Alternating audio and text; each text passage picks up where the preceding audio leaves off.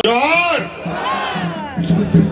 बहुत कम समय के लिए हम आए हैं, क्या बात थोड़ा बोल फिरा हो। बहुत कम समय के लिए हम आए हैं। अब हम लोग इस चुनाव महापर्व के बहुत करीब पहुंच रहे हैं और हमारे बहुत सारे प्रत्याशी अलग अलग कोने कोने में खड़े हैं और सभी प्रत्याशियों के यहाँ जाना भी है। इसलिए हम बहुत मोटा मोटा बात आपके बीच में रखेंगे और उसी को अधिक समझने का प्रयास कीजिएगा। आज आपके बीच इंडिया गठबंधन की तरफ से जो हमारे यहाँ जामताड़ा विधानसभा के प्रत्याशी हैं, जिसको हम लोगों ने सभी महागठबंधन के लोगों ने मिलकर मोहर लगाया है, वो इरफान अंसारी जी। और इरफान अंसारी जी को फिर से मेरा आपके बीच में आंख कान नाक बनने का हम लोगों ने जिम्मा दिया है और आप पुनः इनको जिताइए, ये आग्रह करने हम आपके बीच में आए हैं। और वो इसलिए कि आपको मालूम है कि अभी जो हमारे विपक्ष के लोग हैं, पूरा देश का सारा विपक्ष का लोग झारखंड में डेरा डाले हुए और पहली बार राज अलग होने के बाद ये भारतीय जनता पार्टी, ये फिरका प्रस्तों को हम लोगों ने 5 साल सत्ता से बाहर रखा है और 5 साल में इनकी इतनी छटपटाहट हो गई है, ऐसे छटपटा रहे हैं बिना सत्ता का, मानो जैसा बिन पानी का कोई मछली छटपटाता। और फिर से ये सत्ता में आने के लिए तरह तरह के जुमले, तरह तरह के षड्यंत्र रच रहे हैं। तो हम लोगों ने भी इस बार एक मजबूत इंडिया गठबंधन बनाया है, जिसमें कांग्रेस, जेएमएम, आरजेडी, वाम दल के लोग हैं। और हम लोगों ने ये तय किया है कि उनको सिर्फ जामताड़ा विधानसभा नहीं, पूरा झारखंड से खदेड़ने का काम करना है। और इसीलिए आप सब लोगों से ये निवेदन है, ये काम तभी संभव है जब आप लोग यहाँ इरफान अंसारी को जिताएंगे और ये लोग को हम लोग यहाँ जामताड़ा से को भगाएंगे। इसलिए साथियों, हम लोग 5 साल इनको सत्ता से बाहर रखे। ये लोग हमारे राज्य की खनिज संपदा, हमारे जल जंगल जमीन पर इनकी नजर है।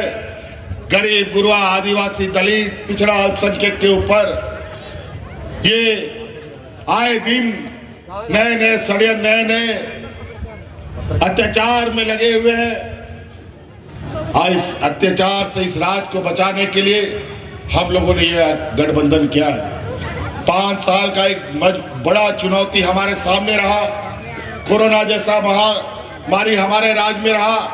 2.5 साल कोरोना हमारा खा गया और 2.5 साल हमने जो काम किया और उसमें भी सरकार गिराने के रोज नए नए तरीके, हथकंडे इन लोगों ने अपनाना शुरू किए। यहां तक हमको जेल में भी इन लोगों ने डाल दिया।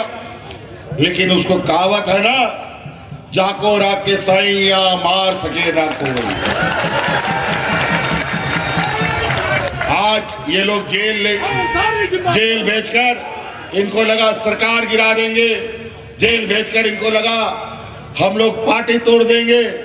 लेकिन आज उनके सामने ये गठबंधन एक पहाड़ के जैसा खड़ा हो गया है और आज इसको पार करना उसकी बस की बात नहीं है। आज हम लोगों ने इस राज्य में गरीब गुरबा, किसान, आदिवासी, दलित, पिछड़ों के लिए जो लकीर खींची है, जो काम किया है 5 साल में, ये 20 साल का एक भी काम बता दे, इन लोगों ने इस राज्य में सबसे अधिक राज किया है। एक भी काम आदिवासियों के बारे में क्या हो बताए, एक भी काम अल्पसंख्यक के बारे में क्या हो बताइए, एक भी काम किसानों के लिए क्या हो। ये लोग सिर्फ जाति धर्म के नाम पर उन्माद फैला करके चुनाव लड़ना, वोट डालो और राजनीति करो की रणनीति पर आगे जाते हैं। हम लोग जात धर्म से ऊपर हर लोग हर वर्ग के लिए काम करते हैं। जो भी काम है उसका सभी वर्गों को लाभ मिलता है।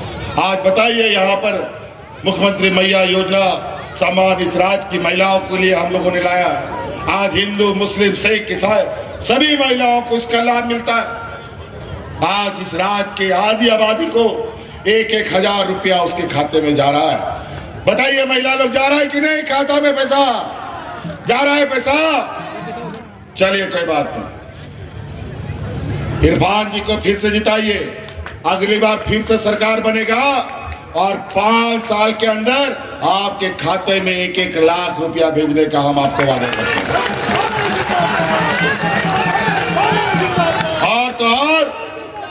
और उसका पहला कदम हमने निर्णय ले लिया है। अब जो अगला किस्त आपको आ रहा है, जो अभी 1,000 रुपया आ रहा था, वो 1,000 से बढ़कर के 2,500 रुपया होने जा रहा है।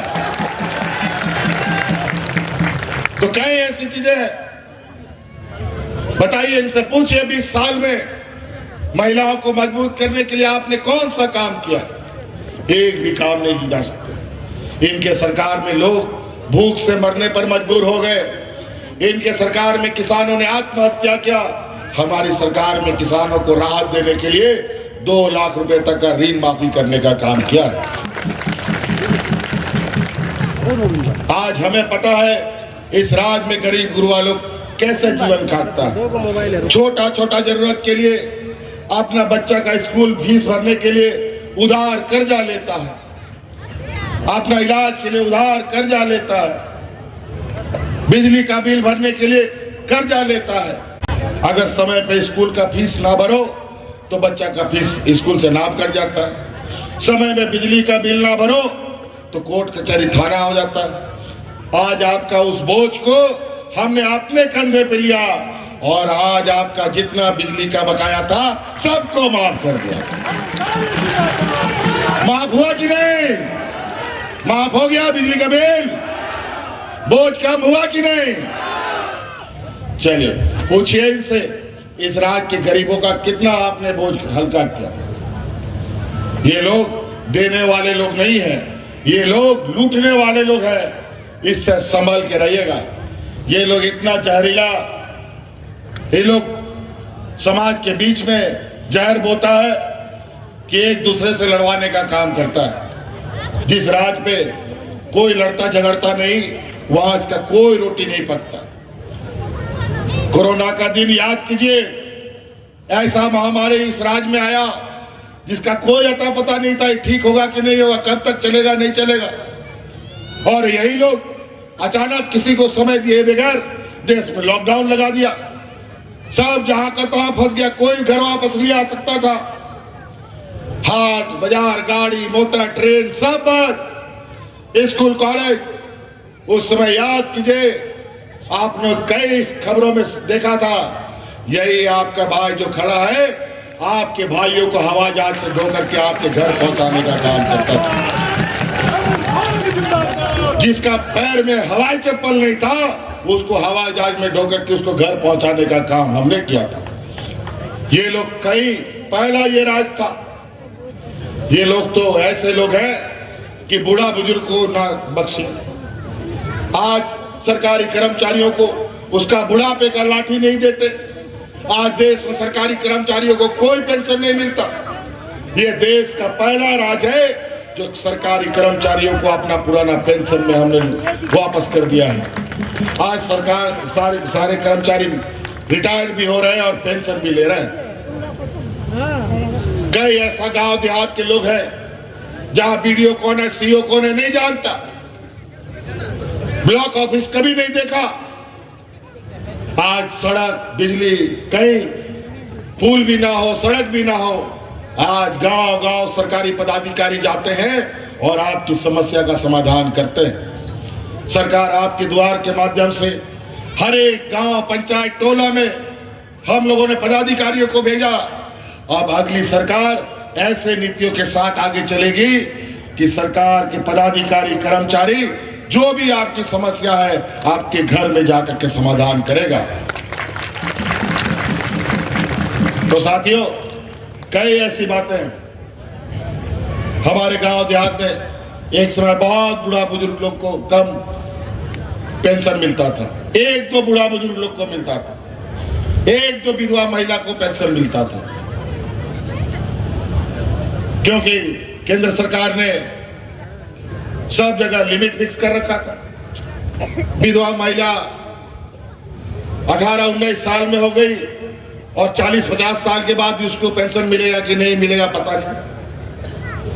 इस देश में पहली बार हमने कानून बनाया, जिस दिन जो महिला विधवा होगी उसी दिन से उसको पेंशन मिलेगा। और तो और इस राज्य में जो महिला 50 साल की होगी उसको भी पेंशन मिलेगा। आज बूढ़ा बुजुर्ग जो 60 साल का है उसको पेंशन मिलेगा। और आज बूढ़ा बुजुर्ग लोग अपना उम्र गिनता है, किस दिन मेरा 60 साल और 50 साल हो जाएगा ताकि मेरा ऑटोमेटिक कार्ड बन जाएगा। आज दलाल उलाल का सब चक्कर खत्म। इसलिए साथी, इस राज्य में महागठबंधन को मजबूत बनाना है, फिर से सरकार बनानी है और इस राज्य को एक लोकतंत्र को मजबूत करने का, यहाँ के संविधान को बचाने का एकजुट होकर के हमें रहना होगा, तभी ये राज्य बच सकता है और हम सभी गरीब, आदिवासी, दलित, पिछड़ा बच सकते हैं। इसलिए साथी, आप लोगों से एक जोरदार अपील चाहते हैं, इरफान अंसारी को जिताइएगा ना, जोर से बोले जिताइएगा ना, महागठबंधन को जिताइएगा ना, सरकार बनाइएगा ना। चलिए, बहुत बहुत धन्यवाद। इन्हीं बातों के साथ, क्योंकि मेरा गाड़ी भी चालू हो गया है और भी कार्यक्रमों में जाना है। धन्यवाद, जोहार। देखिए, ऐसा है कि जिसको हम लोग सुनना चाह रहे थे वो आए और उन्होंने अपना संदेश दिया है। मैं दक्षिण बहाल के तमाम यहाँ पे आए तमाम पंचायत के लोगों से आग्रह करूँगा कि मैंने आपका सेवा किया है, ईमानदारी से सेवा किया है। आप लोग एक होकर 20 तारीख को 2 नंबर में हाथ छाप पर वोट देकर आप लोग मुझे विजय बनाए, ये मैं आपसे आग्रह करने के लिए आया हूँ। मैंने सेवा किया है आपका, मैंने काम किया है और हमारी सरकार ने काम किया है। आज आप देखिए, हमारे माननीय मुख्यमंत्री जी ने मात्र 3 वर्षों में इतना अच्छा काम किया, सबको लेके चलने का काम किया। आज तमाम माताएं बहनें को उम्मीद है हमारी सरकार से, हमारे माननीय मुख्यमंत्री जी से, कि कोई हमारा विकास कर सकता है, कोई हमारा साहस बन सकता है, कोई हमारा उम्मीद बन सकता है, तो वो हमारे 11वें मुख्यमंत्री आदरणीय हेमंत सोरेन जी हैं।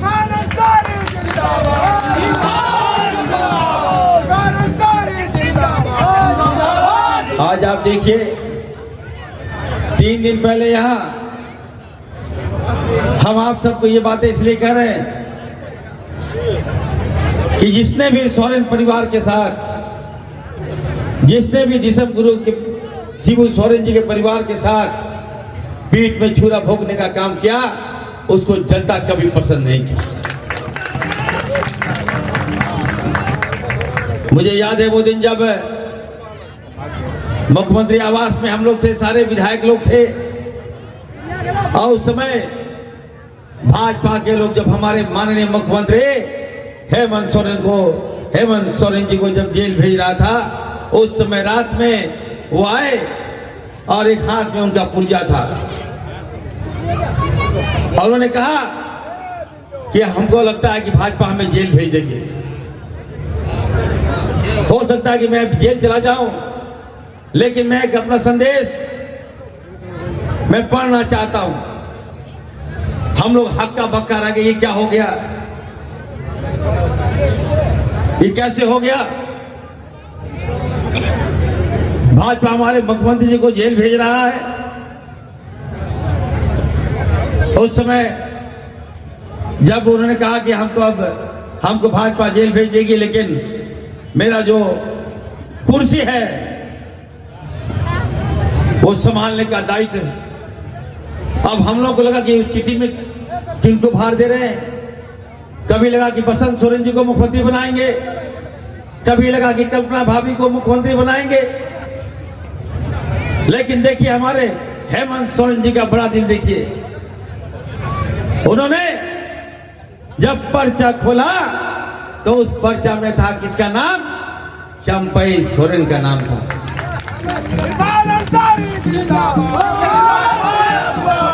इतना बड़ा दिल मुख्यमंत्री जी ने चंपई सोरेन पर दिखाया, और चंपई सोरेन ने क्या किया मैं कहना चाहता हूं, बताइए आप लोग। आपने गद्दारी किया, आपने धोखा दिया, आपने हमारे मुख्यमंत्री को पीठ के पीछे से वार किया, आपने उनके विश्वास को तोड़ा, आप भाजपा के गोद में चले गए, और आज आप जामताड़ा में आइएगा तो आपके कार्यक्रम में भीड़ होगा क्या? ऐसा नहीं हो सकता है। ठीक उसी प्रकार एक और प्रत्याशी यहाँ जो मेरे खिलाफ लड़ रही है, मैं आप तमाम भाइयों से पूछना चाहता हूँ, 10 साल मैंने आपकी सेवा की है, ईमानदारी से सेवा की है, माताओं की सेवा की है, बहनों की मैंने सेवा किया, कभी आज तक कुछ नहीं बोला। और आज जब मैं चुनाव लड़ रहा हूं, जब मैं बैकफुट में हूं, तो मैं किसी को गाली दूंगा, किसी को अपशब्द कहूंगा क्या? ऐसा हो सकता है क्या? तोड़ मोड़ के जब पेश करने लगी हमारी बात को, गांव में गई तो गांव में लोगों ने पूछा, माताओं ने पूछा कि आप ये क्या बोल रहे हैं, आपको तो इरफान अंसारी ऐसा कुछ नहीं बोला। इरफान अंसारी तो हमेशा हमारे गांव में आया, हमें मुसीबत में काम दिया, सुख दुख में काम दिया, रोड बनाया, पुल बनाया, पुलिया बनाया, आवास दिया, और आप ऐसा बोल रही है? आपने जामा में क्या किया इसका हिसाब दीजिए आप पहले। और खबरदार इरफान अंसारी के पर आरोप मत लगाइएगा, नहीं तो कुर्सी भी नहीं देंगे बैठने के लिए आपको। तमाम आदिवासी भाइयों को, बहनों को कहना चाहता हूं कि मुझे गर्व है, मुझे मेरा सीना चौड़ा हो गया। क्या आपने ऐसा फैसला लिया? आज ये मुद्दा गायब कर दिया इन लोगों ने। जब पूछा तो कहता नहीं, ऐसा सोचा होगा, बोला तो नहीं लेकिन ऐसा सोच के बोला होगा। तो बताइए साहब, सोचा होगा, किया होगा, खाया होगा? ऐसा नहीं हो सकता है। सच्चाई की जीत हुई है, और मैं दावे के साथ कह सकता हूं कि 20 तारीख को मैं भाजपाइयों का इस राज्य से बोरिया भीतर समेट दूंगा।